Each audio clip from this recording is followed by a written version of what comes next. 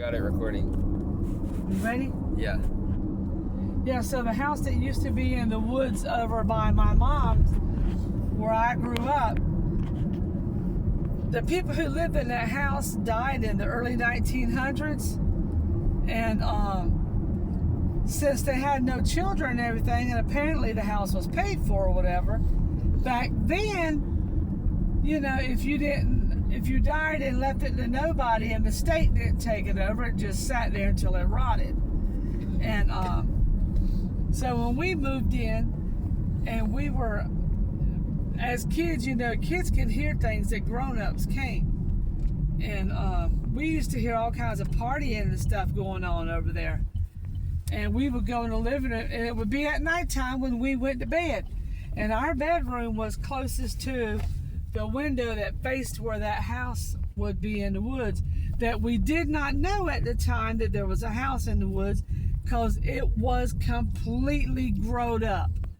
And that was back in 1973.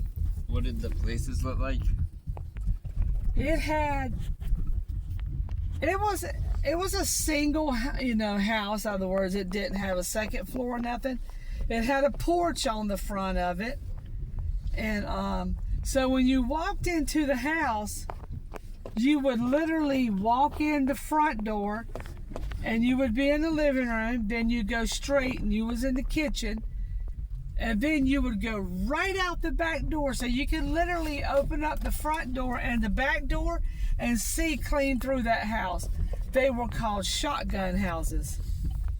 That's what they were called, because back then when people were shooting, you know, they would open their front door and their back door and shoot through the house, you know, clean through the house, so the bullets didn't hit anything.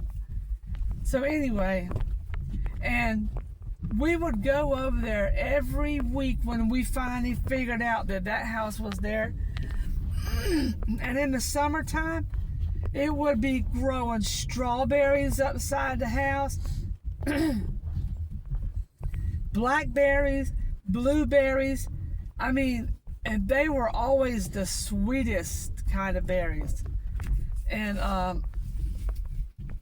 but that was all the time. And the reason why we figured out there was a house over there is because my brother used to go over there all the time in the woods, you know, because he was a kid. And he was a boy, he liked to go exploring in the woods.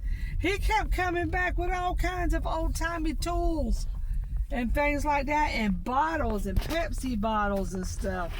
Mom kept asking him, "Shug, where'd you get that stuff out of that house right there in the woods?" And Mom thought he was stealing something because, you know, we never saw no house in the woods. And every day he would go over there and get some. He'd come back with post hole diggers. That's the big tools that has a round bottom that you open up the handles like this, and it opens up the bottom, and you slam it in the ground, pull the thing up like that, and pull your dirt out. It dug you a hole for you. He found post hole diggers. He found buckets. He found all kinds of Pepsi bottles from back in the early 1900s. All kinds of things like that.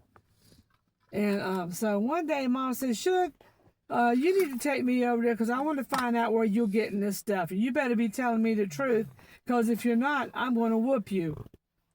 So he took her over there in the woods, and sure enough, Mom comes back. She goes, "Shug, get some buckets."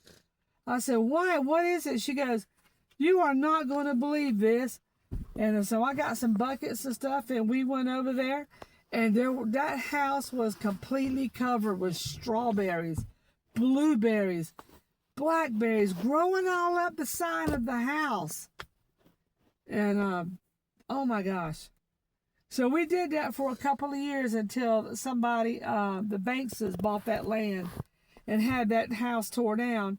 And in doing that, we never knew that there was an outhouse back on outside the house, but further back in the woods back there.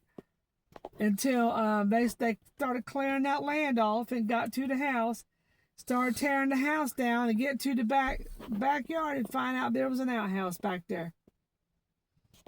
Was there ever anything like odd or creepy about like the stuff that was there, or like any of the ways the walls and stuff looked?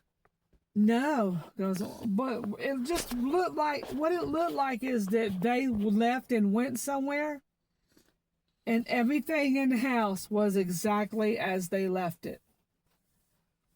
And I mean, you could even when you went into the house, if you went to the left, you know there was a big bedroom there, and it had the bed in it and everything. And my brother was over there playing on the bed and all that. And but I mean, it just looked like they went and they left to go somewhere and just never went back. But what happened was, you know, they died. Probably one, and then at some point the other. I don't know for sure. But yes, oh my gosh, we absolutely were we love the house because it was, you know, well, we didn't know what the deal was with it, you know, at the time. So Mom, and when Bonnie Banks and them bought the house, they got the history of the house about how people lived there and then they died. Died how? They were old people. They were old. They just died of old age eventually, from what I was told. Usually, though, dying of old age is something like a lung failure or something. I don't know. I don't know what they actually died of, baby. You gotta remember, I was a kid back then. I have no idea, but I just know that was a cool house in the woods. But there is one further down, like I said, that our friend lived at, that's actually still in the woods. I go by it all the time. What if we go there one day? Well, I took you by there one day and we couldn't find a place to park at the time. I would love to.